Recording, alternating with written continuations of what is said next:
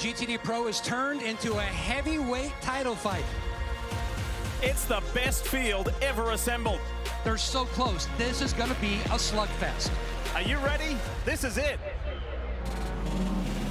We are racing, and the run down to turn one begins. Championship contenders, they're making some early moves. AO Racing goes to victory lane here at the Sebring 12 Hour. AO Racing, they win in California.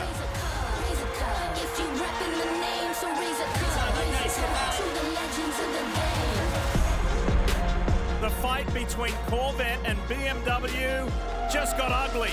First win in 2025. The number 3 Corvette takes the win at VIR In GTD Pro. How about that for Dragon Speed? Victorious here at the Canadian Tire Motorsports Park. in the GTD Pro Ford Multimatic Motorsports are your Rolex 24-hour winners. Big moment for Ford and Dennis Olsen. So raise a cup to that victory lane. So raise a cup. We ain't playing today. So raise a cup. If you reppin' the name, so raise a cup to the legends of the game. Paul Miller Racing, they rebound from a tough Detroit to succeed at Watkins Glen. Pull to flag victory, perfectly executed. Ford is going to celebrate a massive win. BMW wins in GTD Pro. What a day for BMW here at Road America. Set Prio, Ford Mustang, onto the front straightaway. They'll chalk up yet another victory.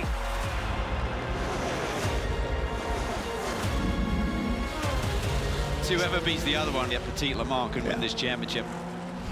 Brian Till and Calvin Fish back with you to continue our IMSA WeatherTech Sports Car Championship preview. So we'll move on now to GTD Pro, where, Cal, you might say it's a class where passion meets precision. Competition, it's been relentless, with Corvette returning to the spotlight, defending champion Porsche, trading blows with just about everybody else on track, I think, and the return of Ford versus Chevy in earnest. And as you might expect, there are indeed others also in the mix in the championship battle that goes right down to the wire at Petit Le Man.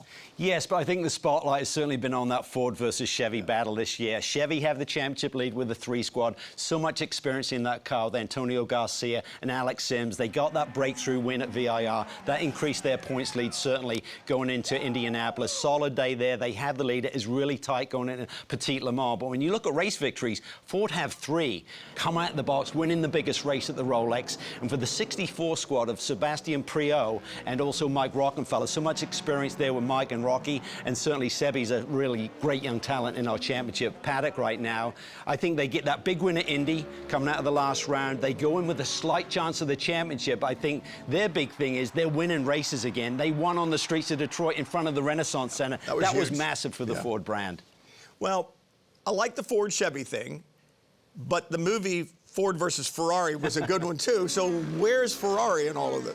Well, it was a surprise to see Dragon Speed come back in the pro ranks. They made their debut at the end of last year. Big surprise. It was kind of an off-the-cuff decision. They finished last year at Petit Le Mans, walking away. Ricci had made the announcement we're probably not coming back next year. Eldon said, hang on a moment, we run a Ferrari, and they put their forces together. They come out the box, and Albert Costa is very much in this championship fight. Yes, he's not had a regular teammate all year, but he's only a handful of points going back from that number 3 squad heading in the final round. They're very much in this game. I think the fact that he hadn't had a regular teammate makes it all the much more impressive, right? So let's talk about Lauren Heinrich.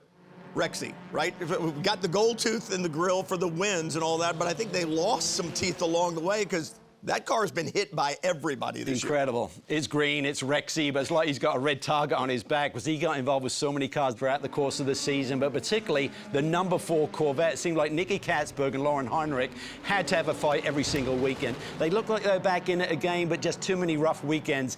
He's a long shot going into this final round of the championship.